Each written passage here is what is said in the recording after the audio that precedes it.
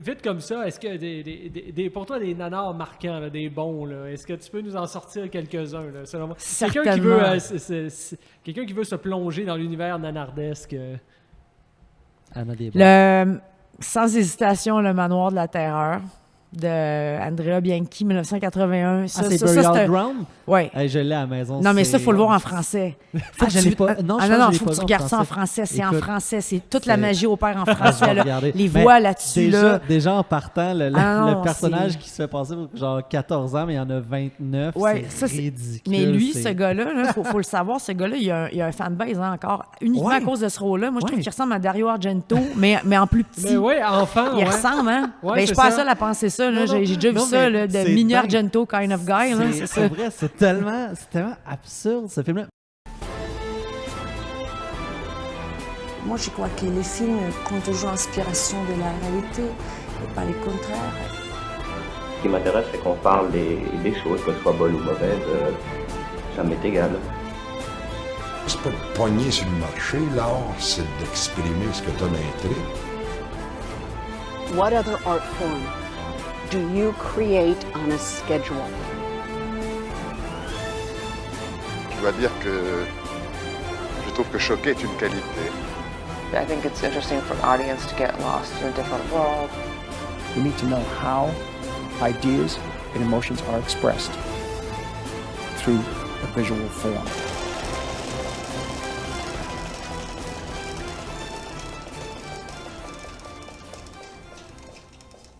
Salut tout le monde, bienvenue au Panoramique Podcast. Cette semaine, comment tu vas, mon cher Félix? Salut Amir, ça va très bien cette semaine. Moi, toujours content. Journée de podcast, journée productive, journée où on parle de nos passions. Moi, je toujours all-in. Oui, on est dedans. Cette semaine, une superbe invitée qu'on a eue. On a parlé avec la réalisatrice Isabelle Grondin. Donc, que nous, on a eu la chance, en fait, de rencontrer lors de notre premier documentaire, L'Inquiétante Absence. Elle a été généreuse, elle a participé au film, elle nous a beaucoup aidé aussi. C'est grâce à elle, en fait, même qu'on a fait de l'entrevue avec Robin Aubert. Elle est cool, Lisa, tu sais, elle donne un coup de pouce à tout le monde, puis elle est vraiment le fun. Ouais, écoute, elle a prononcé le mot-clé, c'est solidarité. Elle, oui. c'est une fille solidaire, et puis on l'aime beaucoup pour ça, puis on la remercie. Oui, exactement. Donc, belle entrevue avec Isabelle. Là. Vous allez pouvoir découvrir son cinéma, ses passions, les films qu'elle a vus dernièrement. Donc, vraiment une belle entrevue. Donc, comme à l'habitude, on a des rubriques cette semaine. Oui, bien sûr. Donc, moi, je vous parle, étant donné que c'est le temps de l'Halloween qui s'en vient, évidemment, je ne pouvais pas passer à côté. Il fallait que je vous parle d'un film d'horreur, évidemment. Donc, j'ai choisi The Phantom of the Opera, donc une adaptation, celle de 1989, avec Robert Englund. Donc, je vous parle de ça. J'ai choisi un plan dans le film que j'aime beaucoup. J'aime bien l'esthétique du film. Alors, voici. Et toi, cette semaine, qu'est-ce qui se passe, Félix? Moi, cette semaine, j'ai essayé quelque chose. La chronique anniversaire fait relâche. J'essaye quelque chose parce qu'il y a un sujet qui revient souvent dans l'actualité ces derniers mois et même ces dernières années, mais encore plus dans les derniers mois, la question du complotisme. Oui. Je me suis posé la question, est-ce qu'il y a des films complotistes? Et si oui, comment on peut en parler, comment on peut les décrire, puis quels en sont les termes récurrents? Alors, j'ai fait une petite présentation là-dessus, j'ai fait un petit topo là-dessus. Est-ce que j'ai réussi à mettre le doigt sur quelque chose? Je ne sais pas, mais moi, je me lance. Je me garoche dans le vide. Et puis, dans tous les cas, j'espère que ça va vous plaire. Ben oui, super. Puis de toute façon, écoute, on va découvrir des films. Tu vas nous parler de plusieurs films. Alors voilà, ça vaut la peine. Écoutez, pour faire suite à nos rubriques, évidemment, comme à l'habitude, on va remercier la Cinémathèque québécoise qui... Merci la Cinémathèque. Oui, merci à eux qui nous permettent de filmer les entrevues ici même dans le café-bar de la Cinémathèque. Donc, comme je dis à l'habitude, tout le temps, je le dis à chaque épisode, venez faire un tour à la Cinémathèque, c'est le fun, c'est des projections, vous voulez de l'archivage, vous êtes un étudiant qui est en cinéma, qui cherchait des trucs à propos de quoi que ce soit, il y a tout ici, il y a juste tout. Il y a des belles projections, des rétrospectives, il y a toutes sortes d'événements. Bon, évidemment, on est dans la période du COVID malheureusement, mais quand même, il y a toujours de l'activité. Voilà, les cinémas sont réouverts depuis des mois, là, fait qu'arrêtez de parler de COVID, là. Ouais, arrêtez de vous cacher chez vous. Là. Ben oui, venez faire un tour à la Cinémathèque, le monde sont tellement cool en plus, ils sont toujours prêts à vous accueillir à bras ouverts. Donc, merci à eux. Et puis, comme deuxième remerciement, évidemment, on va prendre le temps de dire merci aux gars de Session de Salon qui nous louent les caméras Ils nous font une belle chandelle en nous prêtant ça. Puis vraiment, en fait, les sessions de salon, c'est vraiment cool. Ça s'adresse en fait aux bands locaux. Fait que si vous êtes un musicien qui avait un groupe à Montréal, par exemple, ou aux alentours, eux, ils vous font une shot, en fait, un vidéoclip, mais en une shot. Donc, c'est un peu un live, mais versus... C'est comme un live, mais mêlé à du one-shot, en fait. Donc, c'est comme un concept qu'ils ont. C'est ça, les sessions de salon. Donc, ils font ça, là, ils filment ça dans leur salon. Ils ont un énorme appartement. Donc, ils vous font un package, ils vous font le montage. Ça donne de quoi de vraiment sympathique. Donc, si vous avez un band ou vous êtes intéressé tout simplement par la musique en général, ben allez voir ça, les sessions de salon. On va mettre ça dans la description juste en dessous. Donc, merci aux gars des sessions de salon. Puis, bien, comme à l'habitude, ben Félix, cette semaine, on a un technicien qui est là pour nous. Oui, ben, comme toujours, ben, on dit merci à Richard. Ben oui, merci beaucoup. Richard Asmar, merci beaucoup. Ben, lui aussi, on peut mettre son site web d'ailleurs dans la description. Bien sûr, il fait toutes sortes de trucs, Richard. Donc, il fait de la photographie, c'est un réalisateur. Alors, c'est lui qui nous filme. Alors, on est très, très content qu'il soit avec nous. Il nous donne un bon coup de main. Donc, merci à Richard. Et puis, ben, sur ce, le dernier mot, bon podcast. Isabelle Grondin, merci beaucoup. Bienvenue au Panoramique Podcast. Merci de venir nous parler aujourd'hui. Merci à vous, merci de l'invitation. Toujours un plaisir. C'est fun de vous revoir après l'expérience inquiétante absence. Ouais, ben, écoute, c'est sûr que nous, on se disait, c'est quelqu'un qui a l'éloquence comme toi et la passion comme toi. On se disait, ben, on veut la réinviter absolument. Ben, mais c'est gentil, merci. Donc, ben, toi, Isabelle, ben, cinéaste indépendante, cinéaste émérite, j'ai envie de dire, parce que tu fais des films quand même depuis un certain temps. En fait, je me rappelle, tu t'étais déjà toi-même décrite comme... certaines personnes t'appelaient la Tina Turner du cinéma d'horreur indépendant. C'est ça, c'est plutôt moi qui dis ça, la Tina Turner, puis non, c'est plus le running gag, c'était la reine de l'horreur. Mais la Tina Turner, c'est moi qui ai sorti ça il y a une couple d'années parce que je voulais juste faire comme un running gag, puis même ceux qui étaient là, qui ne catchaient pas, ça confirmait encore plus que j'étais la Tina Turner parce qu'il n'y avait aucune fucking idée. C'était qui Tina Turner? Mais c'était juste parce que c'était cute. Il y avait plein de jeunes réels. Tout ça, c'était jeune. J'étais encore jeune, Chris. Là. Oui, ben, évidemment, on s'entend. Clint Eastwood tourne encore. Clint Eastwood tourne encore. Donc, mes meilleures années sont devant moi. Là. Ben oui, bien sûr. Comme Louis de Funès, oui. Oui. Non, mais c'est le fun de commencer justement avec l'anecdote de la reine de l'horreur québécoise parce que moi, la première fois où j'avais entendu parler de toi, c'est justement quand j'empruntais les DVD de Spasme, quand j'étais ado, que j'empruntais ça au club vidéo. Puis ça marque quand même de voir ça sur la pochette, comme la reine de l'horreur au Québec, Isabelle Grondin, parce que tu avais gagné des prix. Tu mentionnes club vidéo, on est déjà super vintage. Ouais, non, c'est sûr. Je suis vintage. Je suis rendu vintage. Reine de l'horreur, pour de vrai, là, ça vient d'un running gag à vitesse lumière, puis c'est plate parce que j'ai jamais eu l'occasion de lui redemander, mais je pense que c'est Édouard Tremblay, Eddie 69, là, dans le... Oui, qui était dans Fiacca Cola, qui va faire la bataille de Faradar. Je pense qu'il est en production. Oui. Je suis bien contente pour lui, d'ailleurs. Mais c'est lui qui avait pitché ça dans un programme, il le faisait en gang, puis il avait lancé ça, la Reine de l'horreur, mais c'était juste pour me faire un petit... Pas un petit hommage, c'est pas vraiment mon hommage. C'était plus pour me faire un petit clin d'œil parce que j'étais la seule fille du groupe. C'est tout. C'était juste ça. Donc, la queen, il y en a juste une, mais c'est ça. Mais c'est resté après. Là, après, il y a des journalistes qui m'ont interviewé par la suite. Fait que là, eux autres, ils ont vu ça dans un programme. Puis ils ont pris le programme. Puis là, ils ont mis la reine de l'horreur en 5 questions-réponses, et etc. Puis c'est comme... Ça me stick sur la peau. Je ne suis pas capable de m'enlever ça. Mais parce qu'on s'entend, c'est sûr, souvent, le cinéma d'horreur est plutôt réalisé par des hommes. Est-ce qu'il y a comme une lourdeur à être une femme qui fait du cinéma d'horreur? En fait, je pense que la lourdeur, c'est qu'on ait encore ce type, puis ça n'a rien à voir avec vous autres, guys, là, mais c'est qu'on a encore ce type de débat-là, justement. Parce que pour moi, je veux dire, quand vient le temps du travail, j'ai pas de sexe, tu sais. Je veux dire, moi, je fais une job, that's it. Le fait que je sois une femme, ça affecte pas du tout ma façon de travailler, je pense pas. Ça affecte assurément ma vision, peut-être au niveau de la création. Mais pour ce qui est de livrer la job, non. Ce qui est lourd, c'est peut-être certains préjugés encore qui pourraient être tenaces. Mais je pense que le monde qui ont des préjugés là-dessus, c'est du monde qui a encore des préjugés sur plein d'affaires, les trans puis tout. Là. Je pense que c'est juste du monde... Il n'y a plus rien à faire avec eux autres. Là. Ils ne comprendront jamais. Bon, Ils ne vont jamais évoluer. De toute façon, c'est probablement une espèce en voie d'extinction. Moi, je me là. considère comme une cinéaste à part entière. Ce qui est lourd, ce qui est difficile, c'est de travailler là-dedans, de trouver du travail là-dedans, que malgré que tu es petite puis que tu n'as pas nécessairement l'air de le gros guys avec la barbe taillée, look, you know, le look là, qu'on cherche. Moi, j'ai pas cette gueule-là, pas en tout, là. Mais vraiment pas. Ça fait qu'il y en a qui vont dire, ben, elle, sur un plateau de tournage, là, pas sûr. C'est plate. Ça, c'est lourd en crise. Puis ce qui est lourd aussi, c'est que, puis c'est pas juste pour moi, n'importe quelle fille, on trouve pas de job en réalisation. Fait que c'est ça le plus lourd, je dirais, dans tout ça. Là. OK, mais pourtant, on nous parle beaucoup de parité et tout ça. La parité, en fait, c'est sûr qu'il y a eu des progrès, là, je dirais pas le contraire. Par contre, la parité, il faudrait en parler aux principales intéressées, là. Dont moi. Concrètement, ce que moi je vois, c'est qu'on accorde plus de place aux femmes en développement. Moi, j'ai remarqué peut-être plus de place au développement. Beaucoup de réalisations documentaires. Les femmes avaient déjà une très grosse part dans le documentaire. Ça, c'est un des genres où on va cantonner les femmes encore, ça, puis la télé-réalité, puis les magazines culturels, puis tout ça pour la télévision.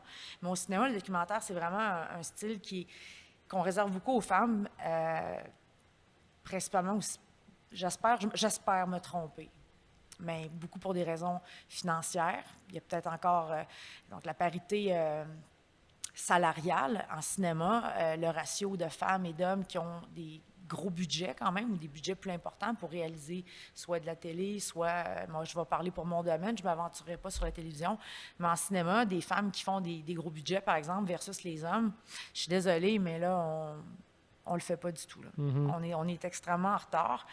En fait, non, on n'est pas en retard. Je pense que c'est encore comme ça pas mal partout. Donc, non, vraiment, là-dessus, il n'y a pas de différence. Au niveau de la fiction, en réalisation, les hommes sont encore dominants.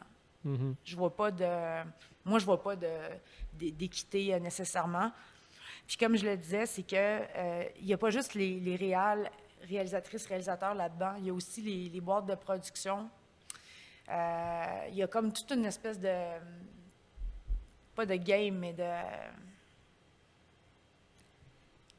Il y a beaucoup de monde qui veulent l'argent, puis il n'y en a presque pas. Ça, c'est une autre réalité aussi, on va se le dire. Là. Assurément que si les institutions avaient plus de cash, là, ça ne se passerait pas comme ça se passe en ce moment. Mais il n'y a pas tant d'argent que ça.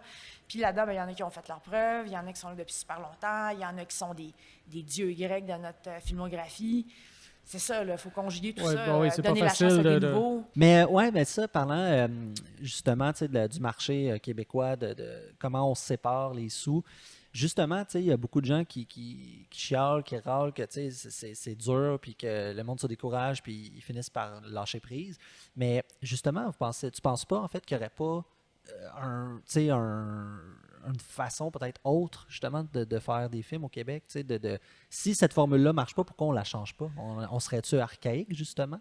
On n'est pas archaïque, on est pauvre. On est pauvre, puis on est peu nombreux. Ça, malheureusement, il faut se le dire. Il n'y a pas beaucoup de financement privé au Québec. Ce dont tu parles, c'est possible avec du financement privé. Ça veut dire qu'il y a du monde qui se lance en business, qui investissent des fonds pour créer des studios, genre Blumhouse. Il faudrait qu'il y ait des jeunes. Par exemple. Il faudrait qu'il y ait des jeunes qui arrivent du 109, qui ont un peu de fric de côté. C'est pas les jeunes qui ont du cash. Ouais, c'est les plus vieux. C'est là où il peut y avoir peut-être un beau partenariat aussi. Puis là, c'est sûr, je vais prêcher pour ma paroisse. Moi, je fais partie de ces jeunes vieux, au sens où on est là depuis des années, on pousse encore, puis on est encore considérés comme des cinéastes émergents, des cinéastes de la relève, mais on a un fucking background derrière nous autres, tu sais. Fait que c'est ça aussi la réalité. Donc, oui, les plus jeunes, mais moi, si je regarde au niveau des plus jeunes, même s'il y a l'accès aux médiums, etc., il reste que l'expérience, ça reste l'expérience. Donc, il faudrait qu'il y ait un genre de melting pot de génération, là, un peu, là, peut-être. Oui, mais moi, je me pose la question, le problème, est-ce que c'est pas tout simplement le marché qui est trop petit, en fait? Je veux dire, à un moment donné, 8 millions d'habitants, c'est sûr que ça joue contre nous. C'est difficile de rentabiliser une industrie. Là. Ce qui est difficile, c'est d'avoir une place dans le marché. Puis on peut pas dire prendre une place dans le marché parce que c'est, je pense, trop tard pour ça maintenant. La réalité, c'est qu'en Amérique, en tout cas du moins, puis je pense que c'est même la réalité aussi en Europe et pas mal partout. Ce sont les États-Unis qui dominent les salles de cinéma, qui dominent le choix, l'offre, les grosses plateformes. Tout est américain. Les Québécois, là-dessus, on a une part ridicule. Qu'on réussisse à survivre, c'est déjà beau. C'est pour ça aussi que je me bats pour le cinéma de genre, parce que le cinéma de genre, c'est universel. Ça va rejoindre vraiment beaucoup de personnes de toutes cultures différentes. Et je pense qu'on se tire dans le pied en continuant de faire un cinéma de type colonialisme. Je m'excuse de ce mot-là, je l'aime pas, mais je trouve qu'il y a un fondement là-dedans. Qu'on devrait sortir de ça parce que à force de faire ça, l'offre qu'on propose aux gens, ça nous aide pas justement par rapport au nombre. Parce que si on faisait, mettons, une espèce de sondage des Québécois en général, moi, je me considère vraiment comme une cinéphile avec un C majuscule. Moi, je consomme des films québécois, des films américains, des films asiatiques, des films australiens, des films de partout dans le monde. L'offre québécoise est presque toujours axée sur les mêmes thématiques, tout ça. Moi, comme consommateur, comme cinéphile, à un moment donné, je prends plus mon pied dans ce type d'offre-là. J'ai comme plus de trip vraiment là-dedans. Puis moi, je suis une cinéphile. Alors, les gens qui sont pas vraiment cinéphiles, ce qu'ils recherchent vraiment, ça va être du spectaculaire. Ils veulent s'évader, ils veulent... Eux autres, on vient de les perdre au départ. Là, si on enlève tout ce monde-là, plus les gens qui n'ont pas l'âge d'écouter les films, plus ceux qui sont trop rendus mêlés pour les écouter, là, on est rendu beaucoup moins nombreux. Là, c'est à eux autres qu'il faut s'adresser. Fait que là, on est quoi? On est 8,8 millions au Québec? 8,5 millions à peu près? Quelque chose comme ça, oui. Fait que là, on est peut-être rendu dans un bassin de 4 millions, 5 peut-être. C'est pas beaucoup pour le marché, c'est ridicule. C'est ça, tandis que certains genres de films pourraient s'exporter mieux et peut-être éventuellement permettre de sortir justement de nos frontières qui sont un petit peu trop étroites. Mais là tu as parlé, tu as dit le mot en C, le mot cinéphile. Moi, je veux savoir d'où c'est venu à la base chez toi la passion du cinéma. Est-ce qu'il y a des films, des réalisateurs, des événements? Qu'est-ce qui t'a amené à triper sur le cinéma? OK, je vais essayer de faire un long story short. Écoute, moi, ça a commencé vraiment dès l'enfance. Ouais, dès l'enfance. J'ai pas de souvenir de ça, mais j'ai des photos qui me le rappellent tout simplement. J'avais déjà une attirance, manifestement, une fascination pour ce qui était un peu glauque, macabre, magique, spécial, bizarre, enfin, je sais pas trop. Il y avait cette émission-là pour enfants, Sesame Street. Moi, j'écoutais pas ça parce que moi, j'ai grandi à Lac-Beauport, tout ça, je viens de Québec, puis personne parle anglais, puis on n'avait pas de contenu anglophone du tout. Donc, cette émission-là, on ne l'écoutait pas à la maison, puis anyway, on pognait 2 postes, là, ça fait que ça ne jouait pas. Mais, je suis vraiment vintage. J'ai réalisé ça. Ça, tu peux l'enlever au montage. Ça vient de se trahir. C'était une belle époque, c'était une super belle époque. Je suis super nostalgique de cette époque-là. Oui, il faut être fier de ça. Mais j'ai une photo de moi avec justement la marionnette le comte Dracula, mais il l'appelait pas Dracula, mais de comte, qui apprend les chiffres là, aux enfants. Puis j'avais une petite cousine qui avait cette marionnette-là, puis j'étais tout le temps en train de lui voler puis de jouer avec. Quand j'étais petite aussi, j'avais comme... Mais ça, c'est parce que là, il y a des trucs super personnels. Je ne veux pas nécessairement rentrer là-dedans parce que c'est pas seulement gay. Mais je dirais que rapidement, tout cet univers-là, moi, ça a été aussi une source de refuge, pas juste une source d'inspiration. Puis là, il est arrivé une espèce de moment magique dans ma vie. Un des 2 postes qu'on pognait, c'était CKTM le 13. Et puis, il jouait au cinéma de 5 heures un film avec Christopher Lee. C'était Dracula AD 72. Christopher Lee a renié ce film-là de sa filmographie. J'ai jamais compris pourquoi. À ce point-là, pourtant, il en a fait des vertes et des pas mûres, Christopher Lee. Là. Non, il n'y a pas que des chefs-d'œuvre. Oui, mais moi, c'est sûr que je suis hyper pas objective. Je suis pas du tout... moi, c'est sûr que tous les films qu'il a joués, ou presque, sauf sa coupe de cheveux dans... Wicker Man, que ça, pour moi, c'est une atrocité. Là. Ah oui, mais pourtant, lui a toujours dit que c'était son film préféré. Oui, mais ses cheveux, là... C'est juste les cheveux, le problème. Mais il est beau pareil, même avec ça. Mais dans ce film-là, je me rappelle, puis je le regarde aujourd'hui, puis j'ai un super gros laminé de ça, justement, la scène avec Caroline Munro, qui, pour moi, est une des scènes les plus... Dans les films de vampires, les scènes avec peut-être la charge érotique la plus forte. Là. Ouais. Écoute, là, je fais le test à tout le monde. Je sais pas si ça se dit... ça va peut-être donner une idée que... Je sais pas. J'en avais même parlé à l'université dans un de mes travaux. Il fallait que je fasse un comparatif de films de vampires. Puis justement, tu vois, Christopher Lee, il tient Caroline Munro par les épaules, puis elle est en arrière, puis comme elle a vraiment l'air de jouir, là. Elle a pas l'air de souffrir, là. Elle a l'air de jouir, là. Mais une face comme c'est douloureux, mais ça fait mal en même temps, là. You know, that kind of C'est face. souvent une constante, d'ailleurs, dans les films de Dracula avec Christopher Ouais, Lee. Là, mais souvent, t'sais- les actrices ont l'air d'apprécier. Moi, j'aurais jamais pu jouer avec Christopher Lee parce que, tu sais, il aurait fallu qu'il... J'aurais pu sortir de mon personnage. Puis il aurait pas aimé ça, je pense. Il était trop professionnel. Mais anyway, on voit son visage à Caroline Munro qui est comme toute maculée de sang rouge. Elle en a partout, tout ça. Puis bon, on voit un petit peu les canines à Christopher Lee. Mais je montre cette photo-là à n'importe qui le regarde chez nous. Puis je dis, enlève les dents de Christopher Lee, là, enlève-y son look de baron, là, puis remplace le rouge par des reflets blancs. Puis t'as une scène de cul hallucinante. Mais malade, là. Wow! Anyway, ce film-là m'a marqué, comme vous avez pu remarquer. Ça a été un méga coup de foudre pour tout. Puis c'est un film qui est vraiment venu me chercher. J'ai été fascinée par ce personnage-là, mais j'ai aussi été fascinée par l'univers qui tournait autour de ça, le vampire qui renaît de ses cendres, qui a besoin de sang humain, le sacrifice humain, ce pouvoir-là qu'il y avait sur les humains, ce savoir-là. J'ai trouvé wow! Non, puis moi, je croyais aux vampires quand j'étais jeune. Ben, en fait, on s'entend. Je le savais que ça n'existait pas, mais puis même encore aujourd'hui, peut-être un peu, j'aime croire que peut-être ça existe. J'aimerais tellement ça que ça existe, en fait. Pour vrai, là, j'aimerais ça. S'il y en a qui écoutent ça, là. Mais c'est le fun, le cinéma de genre, pour ça. I'm parce all in. que il y a de quoi Pour autant, je niaise pas, je suis très sérieuse. Mais il y a de quoi de mystérieux, pour vrai. C'est ça qui est hot, en fait, du cinéma de genre. Tu sais, par exemple, des films de possession. Tu sais, t'as beau pas y croire, il y a comme une explication peut-être scientifique, il y a une explication, religieuse, peu importe, mais on dirait que c'est cool de se dire, on sait pas si c'est vrai ou pas, mais on sait qu'on en parle, fait que il y a de quoi à dire. De toute façon, c'est toujours le plaisir du cinéma aussi de se prendre au jeu. Tu peux bien dire, je ne crois pas dans ci, je ne crois pas dans les fantômes, dans les loups-garous, dans whatever, mais je veux dire, si tu n'embarques pas minimalement, il est où le plaisir? Ah non, tu passes à côté. C'est ce qu'on appelle le suspension of disbelief. Il faut que ça joue un peu, sinon les films tout à d'horreur, bof... non. Tout à fait. Mais moi, j'étais hooked à partir de ce moment-là, puis je me souviens, j'avais pas le droit d'écouter ces films-là, évidemment, chez nous, puis on avait 2 télévisions, puis celle qui était en couleur, était au 2e étage. C'était là qu'il y avait la chambre de mes parents. Pour vous dire comment je tripais là-dessus, c'est pas des jokes. J'étais une kid de 9 ans, j'étais au primaire, donc je devais être en 3e année. Genre. OK, à peu près, c'est ça, ça âge-là, je pense. Et puis, je restais debout. J'ai toujours été un night bird. Je suis née à 5 heures du matin, ça veut tout dire. Là. Pire heure au monde pour venir au monde. Puis pour la mère aussi, qui est pauvre maman. Mais c'est ça. Non, mais pour de vrai, même pour quelqu'un de matinal, 5 heures, c'est quand même très tôt. Puis pour quelqu'un qui se couche tard, ça commence à être tard, 5 heures. Fait que, tu sais, personne, c'est comme l'heure, whatever, tu sais. Je restais debout jusqu'à 11h, 11h30 le soir. Puis là, je montais au 2e étage à pas feutrer, vraiment. Je faisais super attention. Puis là, je mettais les écouteurs que je branchais sur la télévision parce que je savais, mettons, qu'il allait avoir un film d'horreur des fois avec Christopher Lee ou n'importe quoi, un film d'horreur ou un film côté 7, parce que j'aimais les crap aussi déjà à cet âge-là.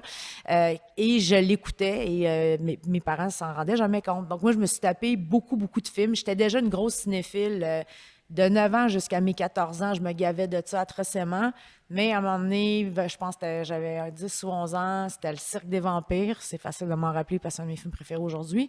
Cirque des Vampires, ma mère, elle s'est réveillée. Elle m'a pognée sur le fait, puis le film venait de commencer, puis il avait commencé en retard, il était genre rendu minuit et quart, j'avais de l'école le lendemain, je capotais. Puis là, enfin, c'était ça, puis c'est vrai, au début, il y a comme une semi-décapitation, mais on voit rien. Je l'ai revu, le film, là, on voit rien. Mais ma mère, elle voit ça. Là, c'est ça, je me suis fait un peu ramasser, puis finalement...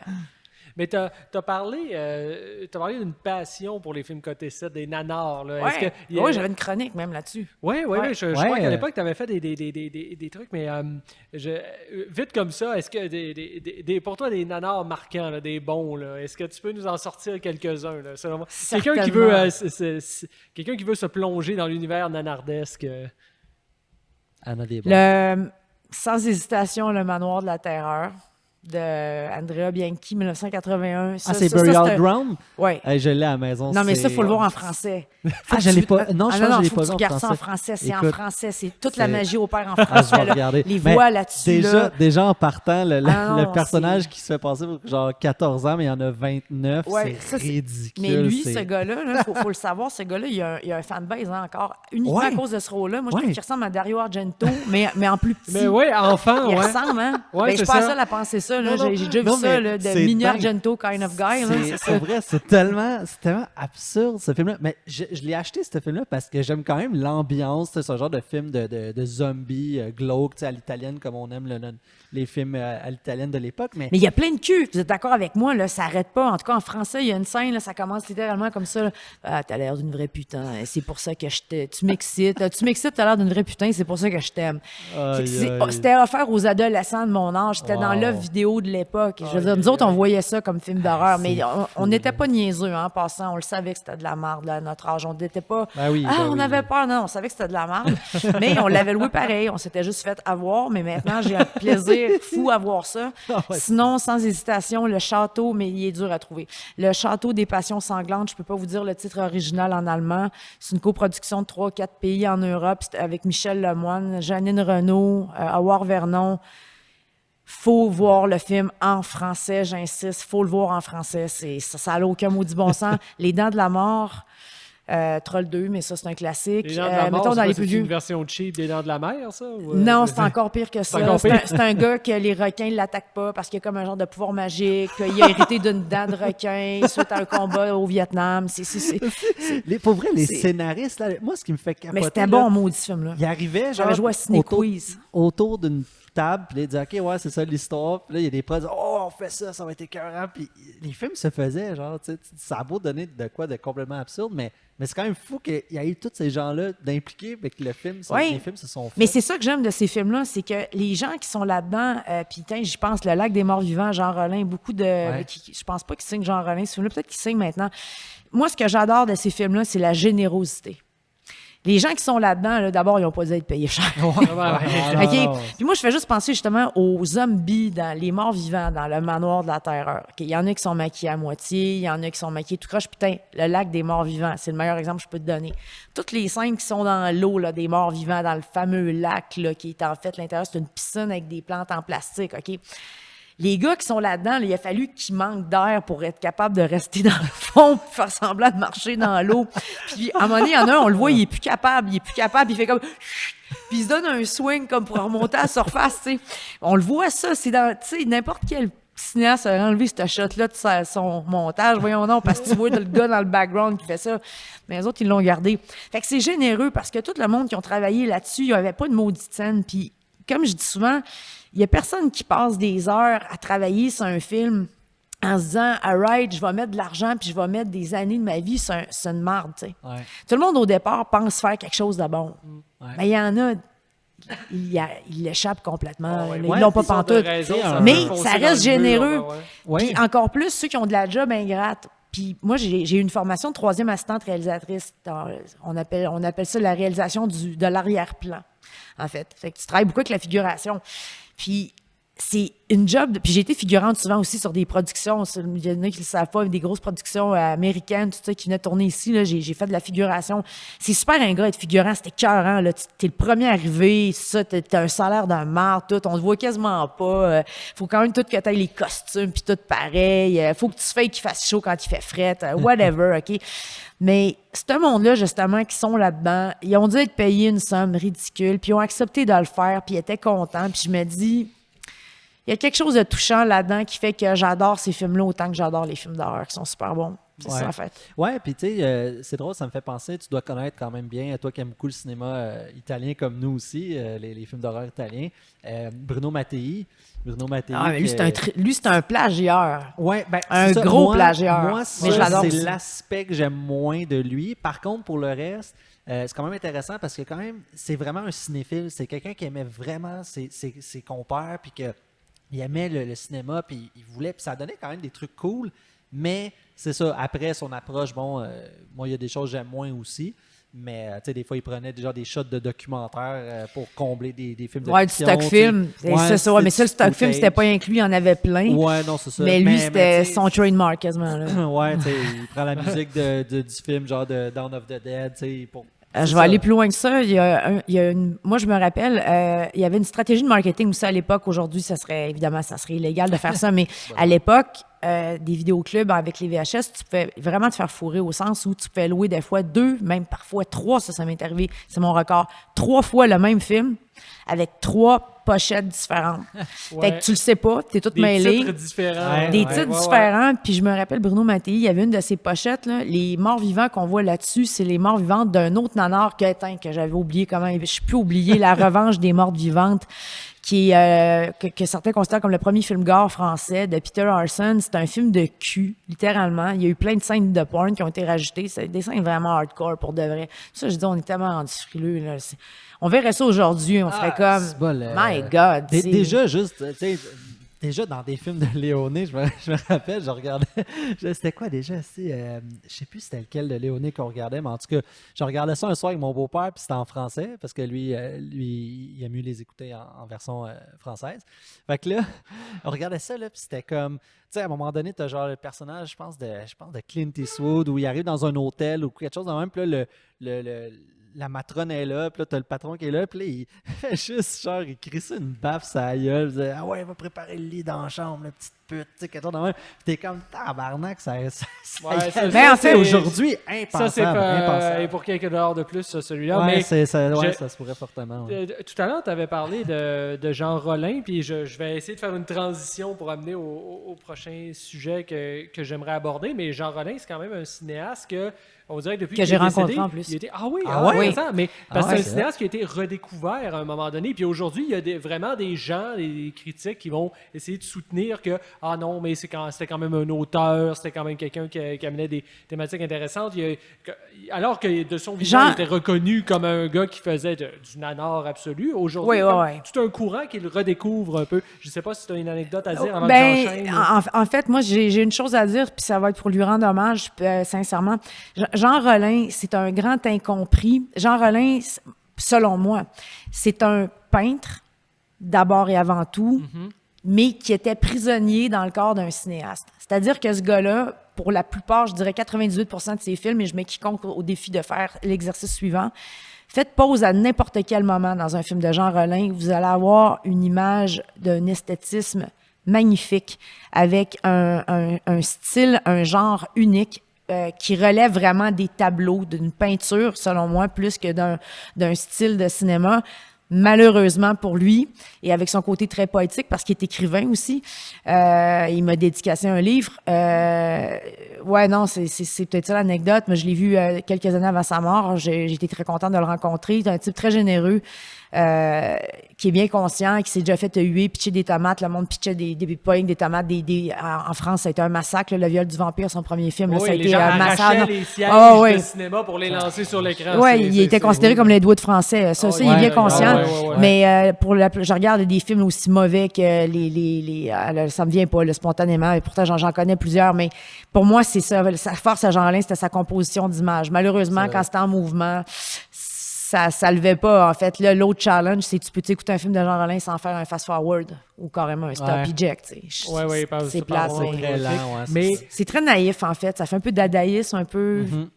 Je sais pas, je sais pas, je dis ça. Oui, il y a un côté avant-garde quand même qui est assez prononcé. Mais moi, là où je voulais en venir, c'est que là, il commence à avoir des gens qui font des études. On s'intéresse toujours plus aux cinéastes qui sont différents quand ils sont morts, malheureusement. Ouais, c'est dommage. Dommage. Mais ça m'amène à parler d'un autre sujet, justement, la question du cinéma de genre et de la perception du cinéma de genre. Parce que là, on est justement... Pendant très longtemps, on s'entend que les films d'horreur, les films fantastiques ont été considérés comme du sous-cinéma. Ça pourrait... C'est impensable qu'un film d'horreur puisse être un chef-d'œuvre. Mais là, dans les dernières années, on a quand même vu du mouvement là-dessus. Absolument. On a vu du mouvement ici avec notre Avec les camarade affamés. Romain Aubert qui a gagné Oui. le prix au Gala Québec Cinéma pour Les Affamés. On a vu du mouvement aux États-Unis avec Guillermo del Toro qui a gagné un Oscar pour The Shape of Water. Oui. Et là, très, très, très récemment, c'est Titane de Julie Ducournau qui a gagné. Julia Ducournau. Julia, pardon. Ouais. Qui a gagné la Palme d'Or à Cannes. Moi, je voudrais ton sentiment là-dessus, en fait. Comment tu vois ça, tout ce Moi d'abord, c'est bravo au CNC. Ça prenait énormément de couilles. Je ne sais pas à quel niveau de la production ils ont, mais c'est le premier carton qu'on voit dans le générique, c'est eux autres. Donc, j'imagine qu'ils sont... l'instance gouvernementale qui C'est finance l'équivalent les un peu de films la... français. En fait, c'est carrément l'équivalent de la SEDEC, mais en France. Donc, il n'y a pas de film comme ça qui se fait en France. Là, c'est vraiment un ovni, ce film-là. Tout comme son premier film, d'ailleurs.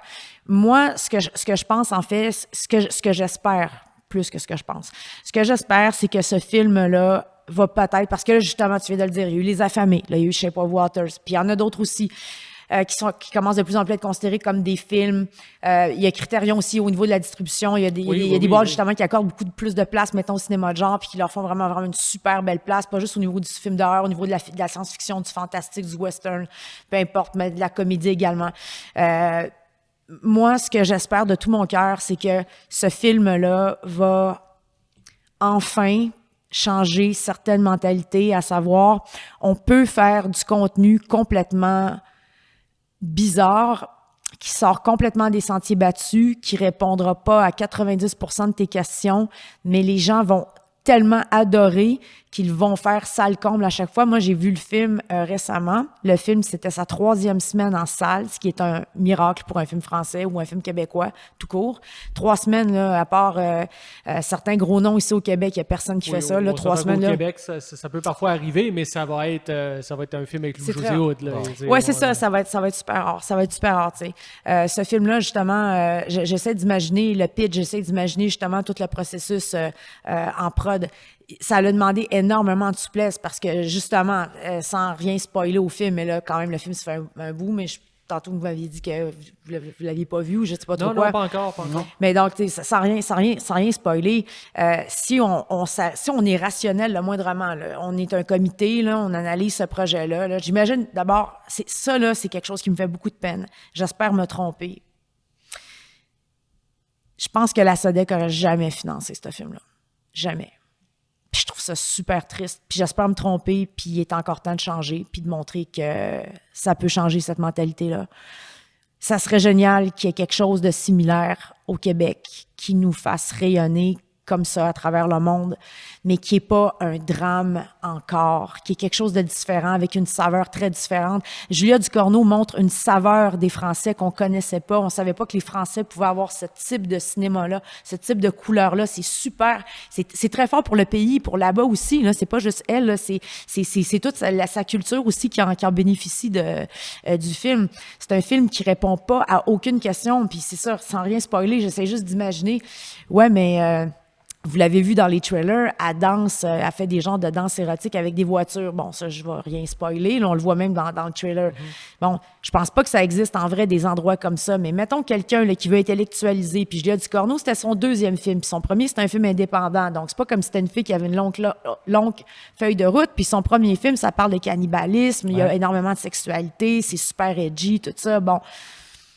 On partait pas sur des bases solides avec elle. C'est une vision d'auteur, finalement, qui arrive. Mais on a encouragé cette vision d'auteur-là plutôt que de la caler puis de toujours vouloir la justifier puis de la minimiser. On a dit, regarde, on comprend pas tout, c'est complètement dingue, mais sais-tu quoi? On embarque. Mais qu'est-ce qu'elle a fait, la fille, avec cette histoire-là de dingue, que quand on résume ça, dans le fond, ça va être l'histoire d'un type qui va retrouver... qui cherche son petit garçon et il va voir en cette femme-là, fucked up, son petit garçon, puis il va la considérer comme son petit garçon. Si on raconte ça comme ça, c'est relativement banal, le côté de la plaque de métal, tout ça, je veux dire, on en fait un peu réfléchir. C'est pas ça, principalement, dont le film traite. Le film traite de plusieurs choses, mais à la base, c'est ça, c'est un père qui cherche son fils puis qui va le retrouver chez cette femme-là. Mais...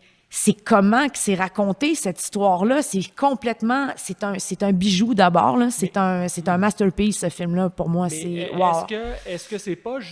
Est-ce qu'on n'a pas mis le doigt un peu sur c'est quoi le problème du cinéma de genre? C'est que l'intérêt réside rarement dans le scénario, dans le synopsis. C'est rare que l'intérêt est là. Souvent, c'est plus la manière de raconter qui est intéressante. Moi, oui, Mais je dirais aussi les deux parce qu'il y a beaucoup de scènes de cul dans Titane. Il y a beaucoup de nudité explicite. On voit des femmes flambant nues. La nudité est gratuite.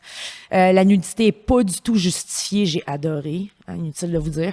J'ai adoré que rien ne soit d'ailleurs justifié dans ce film, ni la violence, ni la sexualité. C'est tel quel. T'aimes ou t'aimes pas. That's it. On t'embarque dans cet univers-là ou tu n'embarques pas. Vous savez l'expression c'est arrangé avec le gars des vues. OK? Ça veut dire quoi, c'est arrangé avec le gars des vues? Ben, ça veut dire que, hey, dude, on le sait que dans la vraie vie, ça se pourrait pas, une affaire comme ça. Ça c'est pas possible. On verrait jamais ça. Mais c'est un film, puis on veut te faire embarquer dans une histoire qui est comme ça. Donc, il y a des choses que tu vas voir qui sont pas nécessairement logiques, qui sont pas nécessairement cohérentes.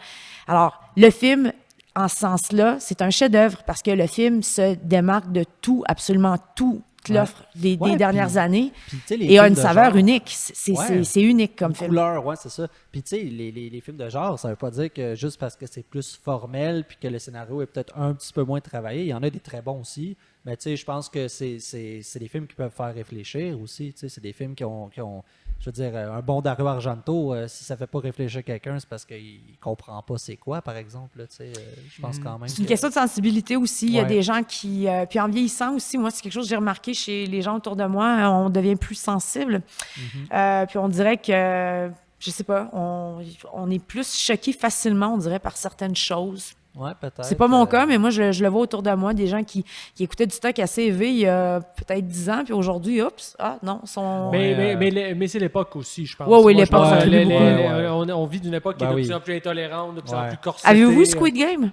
Non. Non, je n'ai pas vu, mais j'ai entendu parler, évidemment. C'est quelque chose qui fait partie de vos plans à voir? On verra, là. Moi, je suis pas un gars très télé dans la vie, pour être très honnête. Là. Mais moi, je vais être très honnête, pour de vrai. Là, je suis tombée en bas de ma chaise. J'ai été bluffée.